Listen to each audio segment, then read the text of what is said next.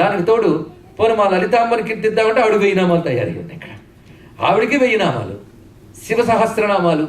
కృష్ణ పరమాత్మ స్వయంగా చెప్తాడు శివ సహస్రనామాలు చెప్పండి. ఇక్కడ ఇలా ఎక్కడ చూసినా నామమే గతి అని వాళ్ళు పెద్దవాళ్ళు చెప్పడంలో ఉద్దేశం ఏంటి అంటే ఆ నామాలు వాటిని పేర్చడంలో, అంటే ఒకదాని తర్వాత ఒకటి అలైన్మెంట్ ఆఫ్ నామాస్, వాటిలో పుట్టేటువంటి శక్తి ఏమిటి అనేది ఋషులకు తెలుస్తుంది. ఇక్కడ కాంబినేషన్ ఏ నామం ఎలా పెడితే వస్తుంది, ఆ నామం తర్వాత ఏ నామం పెట్టాలి అది వాళ్ళకి తెలుసు. అలా ఫ్రేమ్ చేసి పెట్టేశారు వాళ్ళకి ఇవన్నీ కూడా.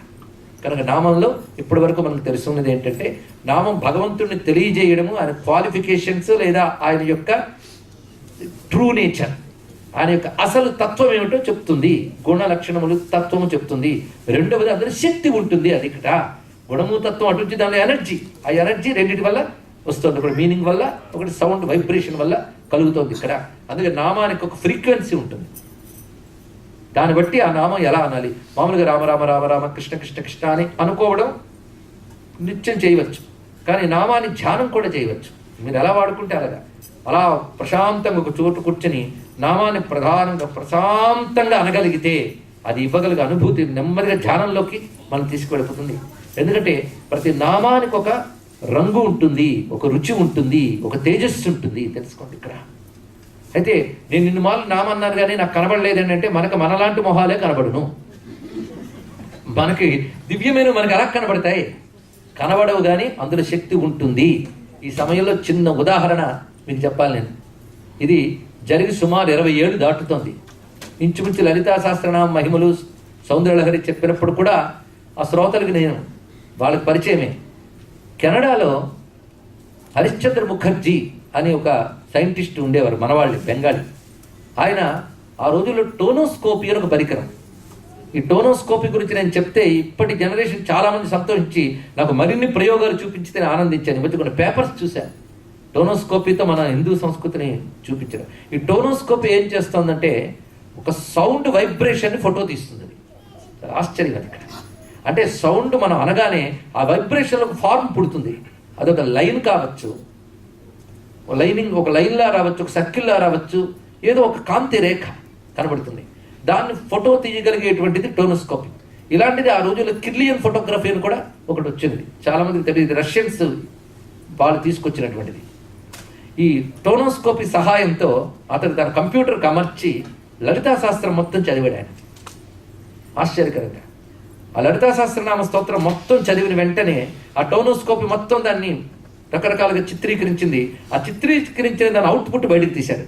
ఆశ్చర్యం, శ్రీచక్రం వచ్చిందండి. ఇప్పుడు ఏమంటారు దీన్ని? ఏదో నమ్మకం కాదు, ఏదో ఉంది. అనుభవించిన వాళ్ళు చెప్పారు, నువ్వు ముందు చేస్తుంటే ఎప్పుడైనా అనుభవిస్తావు ఇక్కడ. ఆశ్చర్యం. అతను ఇంకా అడ్వాన్స్కి వెళ్ళి మరొక పని చేశాడు. అదేమిటంటే ఒక యాపిల్ ముక్క ఒక సాలిడ్ ఫార్మ్ లోపల రకరకాల అణువులు ఒకదానిలో ఒకటి ఇంకల్కేట్ అయ్యి ఒకదానిలో ఒకటి చొచ్చుకుపోయి ఒక సాలిడ్ ఫార్మ్ ఏర్పడుతుంది. ఆ ఫార్ములా దగ్గర తెచ్చుకుని శ్రీచక్రం కూడా నథింగ్ బట్ ఒకదానిలో కూడా చొచ్చుకుపోయి వస్తుంది. త్రికోణాలు చొచ్చుకొని వస్తున్నాయి, వృత్తాలు దాని చుట్టూ ఉన్నాయి.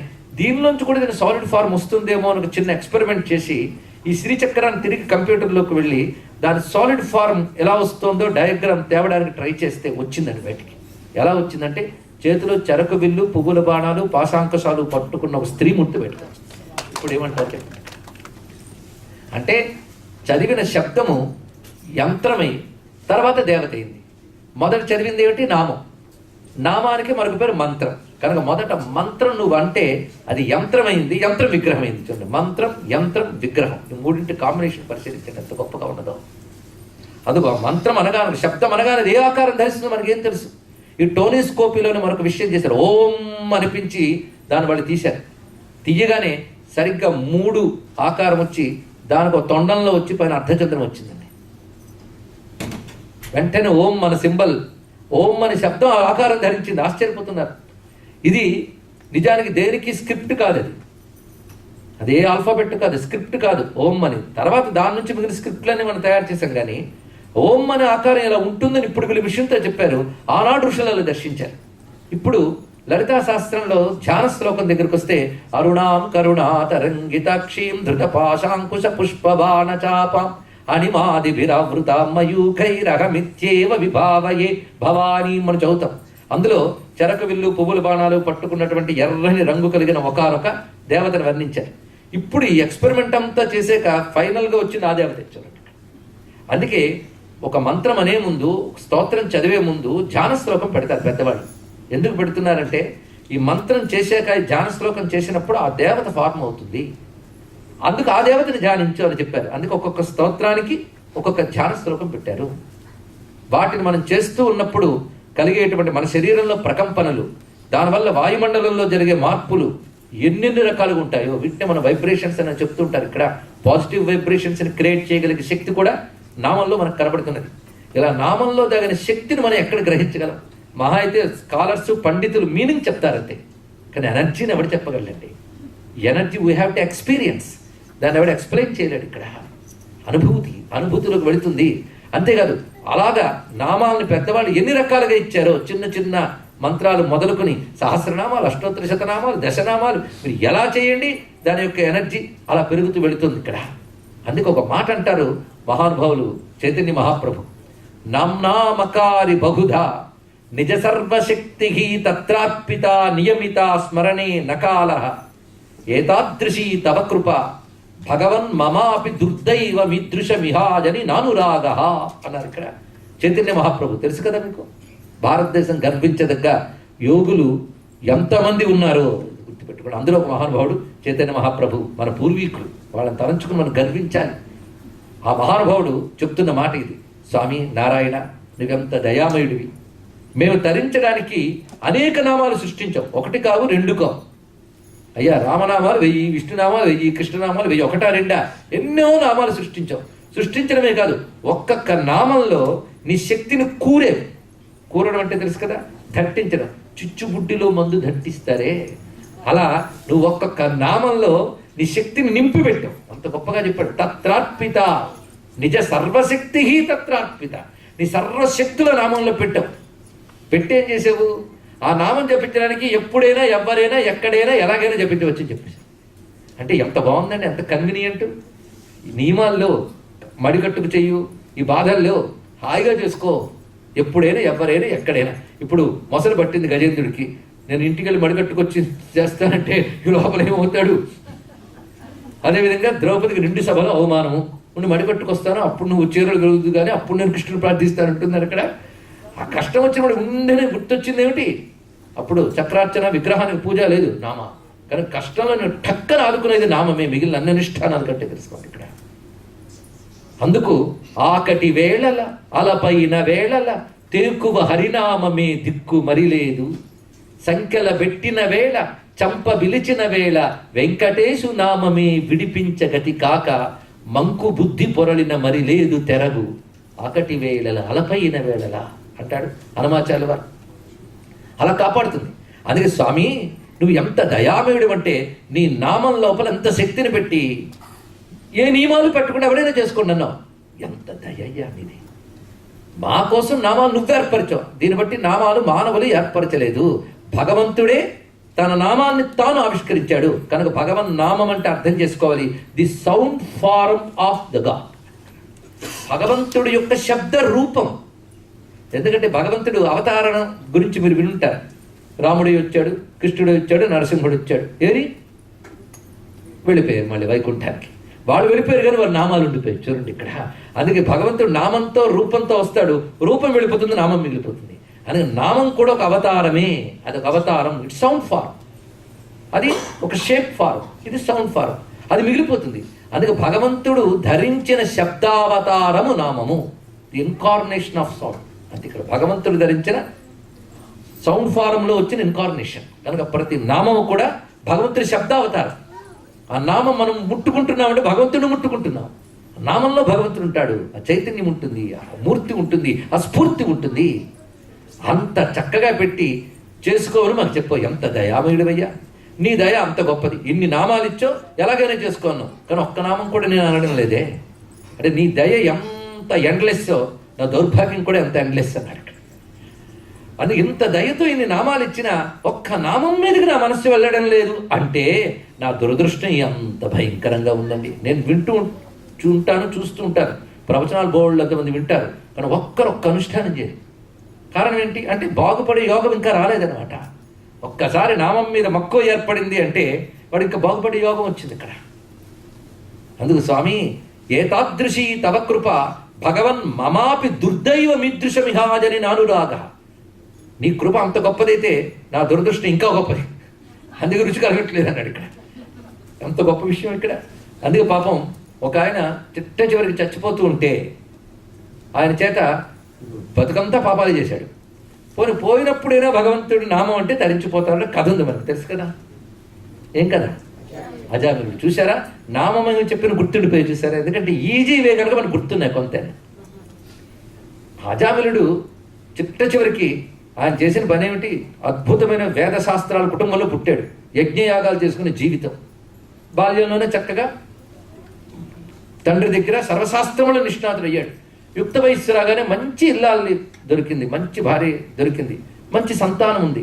హాయిగా ఉండొచ్చు కదండి. ఉన్నాడు పాపం. వాడేం చేస్తాడు, జీవితం ఎంత గొప్పదో చూడండి ఎలా చూపిస్తున్నాడు ఇక్కడ. ఆఖరికి ఒకరోజు అడవిలోకి వెళ్ళాడు. అది కూడా ఏమిటి, యజ్ఞం కోసం సమిధలు కట్టెలు దర్భలు ఏరుకుందామని వెళ్ళాడు అడవిలోకి. మంచి యవ్వనంలో ఉన్నాడు. ఆ అడవిలో ఒక వేశ్య విటుడితో ఉన్నది. అది చూశాడు. కానీ ఏ స్థితిలో అడిగిన మోహం ఏర్పడింది ఆమె మీద. ఆ విటుడు వెళ్ళాక ఆ మొక్కర్తి ఉంటే ఆమె దగ్గరికి వెళ్ళాడు. నువ్వు చాలా అందంగా ఉన్నావు, నేను నీకు దాసుని అయిపోయాను అన్నాడు. పైగా వాడికి ఏ సంస్కారము కానీ నేను పెళ్లి చేసుకుంటానన్నాడు. దీన్ని ఏమంటాం ఇక్కడ. అందుకే మహాత్ములైనా సరే మోహం వచ్చేస్తే వాడు కన్ను మిన్ను కాదు ఇక్కడ. దానంత భయంకరమైన ఎఫెక్ట్ మనకు లేదండి. కామం క్రోధం ఉన్నాయే మన వివేకాన్ని మూసేస్తాయి. ఇంత చదువుకున్నాడు, ఇంత జ్ఞాని, ఇంతవరకు కఠిన నియమాలతో బ్రతికాడు, బ్రహ్మచర్యాది నియమాలు శాస్త్రము అన్నీ ఉన్నవాడు ఇప్పుడు ఈ పరిస్థితి వెళ్ళిపోయాడు ఇక్కడ. ఎందువల్ల ఇలా జరుగుతుంది? అప్పుడు ఆమెను చూసి నేను ఎలాగైనా పెళ్లి చేసుకుంటానంటే అపచారం ఉంది ఇక్కడ. నేను వేస్తే నాకు భర్త ఏమిటి, నాకు కుటుంబం ఏమిటి, అందుకు నువ్వేవాడివి, అంత జ్ఞానివి, అంత నిష్ఠాగరిష్ఠుడివి, శ్రోత్రియుడివి, నువ్వు నన్ను చేసుకోవడం ఏంటి అంటే వీల్లేదు, అలాగే నువ్వు లేకపోతే చచ్చిపోతాను. ఉన్నాయి కదా మాటలు వింటూ ఉంటావు ఈ రోజుల్లో. అవన్నీ అని మొత్తాన్ని పెళ్లి చేసుకున్నాడు. కాపురం వెలుగుపెట్టాడు. మొత్తం సంతానం 10 మంది. ఆఖరి సంతానానికి నారాయణ అని పేరు పెట్టాడు. ఇది మొత్తానికి అక్కడ ఎక్కడో ఒక లక్ ఫ్యాక్టర్ ఉంది వాడికి, అక్కడ పేరు పెట్టాడు. ఇక్కడ అయింది. పెద్దవాడు ఏమిటో ఇబ్బంది కదా, వాళ్ళ కుర్చీలో కూర్చుంటారు. వెళ్ళి విష్ణు మొత్తానికి ఎంత యవ్వనంలో ఉన్నప్పుడు కాళ్ళు కీళ్ళు ఆడుతున్నప్పుడు అన్నీ బాగున్నప్పుడు ఏమీ తెలియదండి. ప్రతివాడికి ఒక వయస్సు మళ్ళుతుంది, శరీరంలో సత్తువు తగ్గుతుంది, అవసాన కాలం కూడా వస్తుంది. అప్పుడు ఎవరు దిక్కు? ఆ సమయంలో మరణానికి సిద్ధమయ్యాడు. ఆ సిద్ధపడినప్పుడు సిద్ధపడలేదు, అది వస్తుంది అంతే. మన సిద్ధపడమంటే అది వచ్చింది మరణం. ఆ వచ్చినప్పుడు తీసుకెళ్ళడానికి 2 వచ్చారట. ఎవరు వాళ్ళు? యమకింకరులు. వాళ్ళు ఎలా ఉన్నారో ఆయనకి కనబడింది. ఈ కథ చెప్తే ఒకళ్ళు అన్నారు, అబ్బే నేను యమకెక్కల్ని వాళ్ళు నమ్మనండి, ఎందుకంటే కనబడలేదు కదా అని. ఎప్పటి నుంచి వాళ్ళు కనబడాలని అనుకోకూడదు. వాళ్ళు కనబడ్డాక నువ్వు వెనక్కి వచ్చి కనబడ్డారని చెప్పు. ఎందుకంటే మేము ఉన్నామని అటెండెంట్ చేసుకోవాల్సిన అవసరం వాళ్ళకి లేదు. తెలుసుకోండి, ఇక్కడ ఇవన్నీ ఉంటాయి శాస్త్రంలో. ఆ టైంకి అవి తెలుస్తాయి. ఇప్పుడు ఆ టైం ఇంకా రాలేదని అనుకోవాలి మనం. కనుక వాళ్ళు వస్తారనడానికి ఎన్నో ఉదాహరణలు ఉన్నాయి భారతదేశంలో. నిన్న కాక మొన్న కొద్ది రోజుల క్రితం రాజమండ్రిలో జరిగిన సంఘటన. ఒక పెద్ద ఆయన హాస్పిటల్లో చేర్చారు, వెంటిలేటర్స్లో కూడా పెట్టారు. ఆయన పాపం కొడుకు చాలా బాధపడుతున్నాడు నాన్న అవస్థలో. నాన్న కూడా డాక్టర్ అండి. ఆ స్థితిలో ఆయన జాతకం చూపించారు వాళ్ళ నాన్న గురించి. చూపిస్తే ఆ జాతకం పెద్ద ఆయన ఇప్పటి నుంచి ఆయన చావేం రాసలేదని, మారకం లేదు, ఇంకా కొన్నేళ్ళు బతుకుతాడు. కానీ ఆయన కూడా డాక్టర్ కనుక తెలుసు ఆయనకి వెళ్ళిపోతాడు. చిత్రం అని బతికాడు. ఇంటికి వచ్చి కానీ ఒక మాట అన్నాడు ఆయన, నేను బెడ్ మీద ఉన్నప్పుడు నాకు 2 కనబడ్డారు రా. ఇతరేమో పురాణాలు అన్నీ విన్నవాడేం కాదండి. ఆయన కామర్స్ లెక్చరర్గా చేశాడు. రిటైర్ అయిన తర్వాత చాలా కాలం ఉన్నాడు. అంటే భౌతిక జీవితమే అందరిలాగే, ఆయనకేం వీటి గురించి తెలియదు. 2 కనబడ్డారు రా, రూపం వర్ణించాడు ఆయన అచ్చంగా. సరిగ్గా భాగవతంలో అజామిలుడికి ఏ రూపాలు కనబడ్డా అవే అక్కడ ఉన్నాయి. వాళ్ళు కనబడ్డమే కాదు, ఈయన పేరు ఏమిటి అనుకుంటే రామారావు పుల్లారావు చెప్పారు. కానీ ఈ రామారావు కదరా మనం తీసుకెళ్లాల్సింది, ఇక్కడ పక్క వీధిలో రామారావుని తీసుకెళ్లాలని వాళ్ళిద్దరు అనుకున్నారు. చిత్రం ఏంటంటే ఇంకొకటి గమనించాలి, ఇదేదో భ్రాంతి అనుకుంటాం. ఇతను ఇంటికి వచ్చాడు, పక్క వీధిలో రామారావు పోయాడు. ఇప్పుడు ఏమంటారు మీరు చెప్పండి? కనుకనే ఋషులు ఇచ్చిన గ్రంథాలని మనం తీసిపారేయడానికి లేదు. అన్నీ మన అనుభవానికి రావాలని అనుకోవద్దు. అది